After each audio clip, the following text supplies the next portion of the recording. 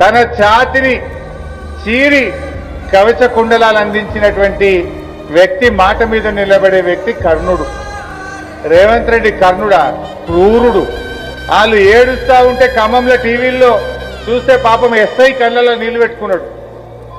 అక్కడ పోయి నిలబడ్డ ఎస్ఐ ఆ ఇండ్లు కూలగొడుతూ ఉంటే గుండెలవిసిపోయే విధంగా అక్కడ అక్క చెల్లెలు ఏడుస్తుంటే పాపం ఆ బందోబస్తుకు పోయిన ఎస్ఐ కళ్ళల్లో కూడా నీళ్ళు ఆగలేదు.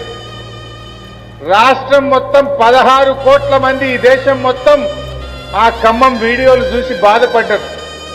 అంటే ఆ ఎస్ఐకి కళ్ళలో నీళ్ళు వచ్చినాయి, ఆ వీడియోలు చూసిన మనందరం కూడా బాధపడ్డాం. కానీ వీసమెత్తు బాధపడని క్రూరుడు ఈ రేవంత్ రెడ్డి.